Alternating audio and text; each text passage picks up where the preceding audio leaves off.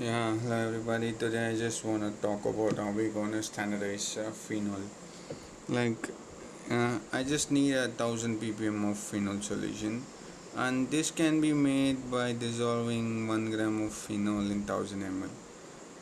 But it's not going to be exactly 1000 ppm because phenol is not a primary standard. Anything which is not a primary standard should be standardized. And why it's not a primary standard is because it's not stable, and there are many reasons of why something is not a primary standard, and it have to be standardized before using that solution for any chemical, any analytical experiment you're going to do. For example, if you have a base, for example, you're going to use it 1 molar of or zero point 0.1 molar normal NaOH for some reaction. You just can't add 0.1 molar in 1000 ml, and you just can't just go and use it for a analytical experiment. You should have to standardize it with potassium hydrogen thalate. Why choose potassium? There are some criteria to choose primary standards. It should be stable on storage, and there are many criteria, and usually in a commercial lab we have three main primary standards, which we using that just three we can almost standardize anything. Like they we in commercial lab they will have potassium hydrogen thalate, which can be used to standardize NaOH, and potassium dichromate, which can be used to standardize reducing agents like sodium thiosulfate. Sodium thiosulfate is widely used in lab because there are lots of iodometric titration we have to do in a commercial lab, and also for if you want to standardize solutions, complex solution like EDTA, you have to use calcium carbonate, and all these three will form a primary standard. And if you take 1 mole and dissolve it in 1 liter, you will get a 1 molar solution, and these three should be obtained in very pure form so that they can be used as a primary standard. Let's come to our case now. I just have to standardize phenol.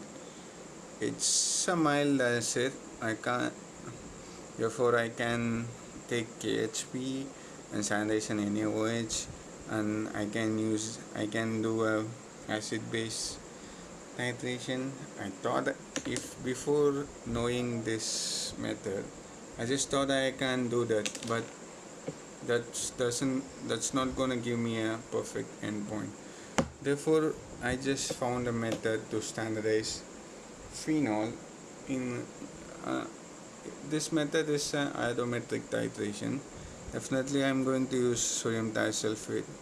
This titration involves, like in a iodine flask, I'm going to make iodine, and I'm just going to titrate it with sodium thiosulfate, and the endpoint is violet to colorless.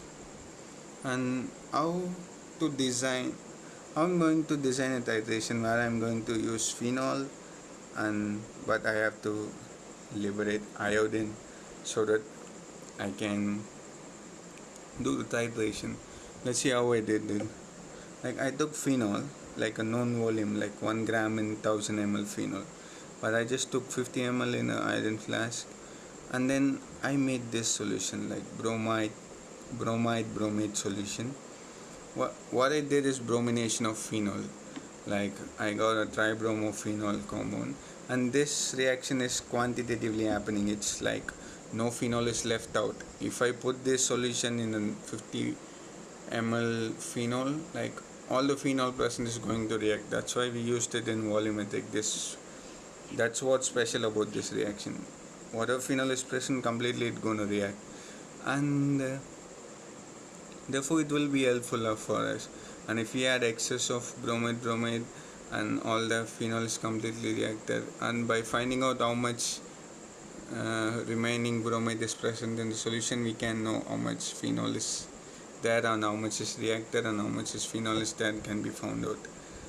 Like I'm going to do this reaction, and there will be some excess bromide, bromate is a very good oxidation agent. How I'm going to liberate iodine is I'm just going to add Ka in that iodine flask. After letting this reaction to happen for 10 minutes, I'm going to put Ki, and then the iodine will be liberated. And that liberated iodine can be titrated with sodium thisulfate,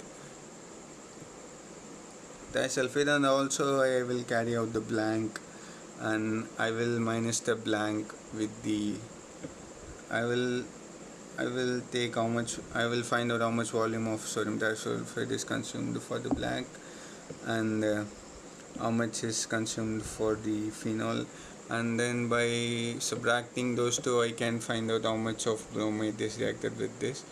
By finding that out, I will know how much of phenol is there in this 50 ml solution, and I will convert into 4000 ml, and I will find how much ppm is. Like it will come around like 966 ppm or something like that. It will be less or more, or it may be 1112 ppm, like that. And that's how we have the standardized phenol. Like we have to quantitatively find some reaction, and then that is the brominating reaction, and then the excess bromate is found out by using that bromate to liberate iodine, and the iodine is titrated with sodium thisulfate. I just know how much is remaining. By that I can know how much is reacted.